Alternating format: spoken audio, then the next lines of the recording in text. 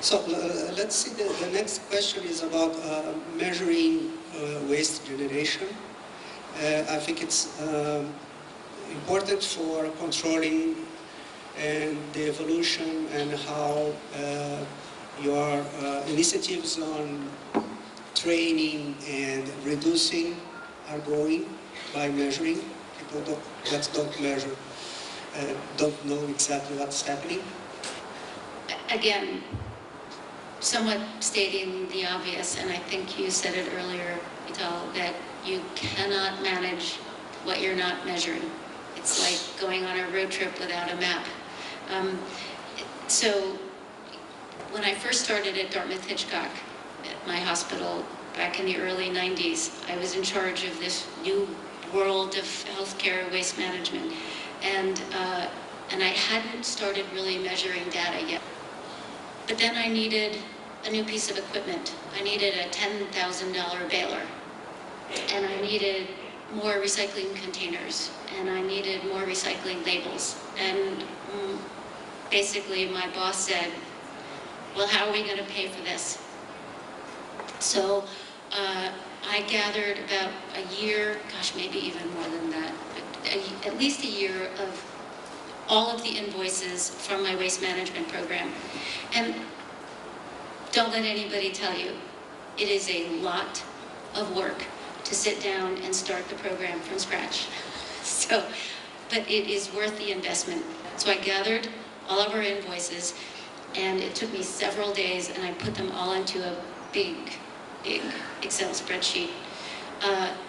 But just gathering that data identified so many gaps in information where either I didn't have the data, I didn't know what vendor was managing the waste because nobody seemed to have any bill or invoice for it.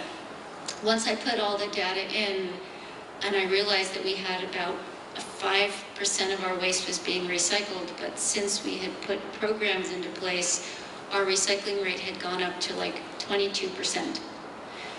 That our regulated medical waste used to be at about 50% went into red bags, and after we did some training that all the data that I was collecting showed the results of, we had reduced it down to about 12 to 14% of our waste. And we did this in about 6 months.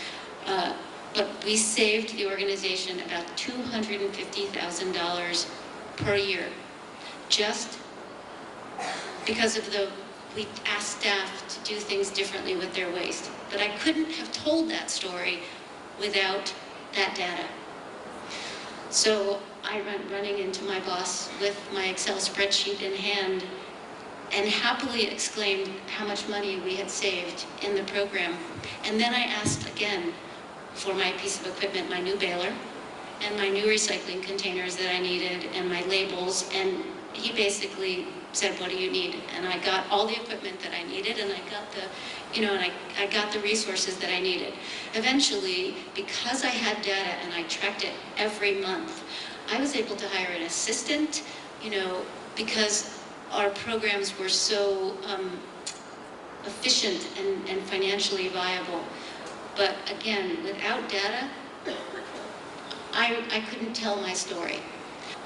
And in terms of regulated medical waste, tracking your generation of general infectious waste and pathological waste and sharps waste and your pharmaceutical waste, without that data, you can't set goals and improvement plans without knowing where you stand with that data. So it's worth the effort.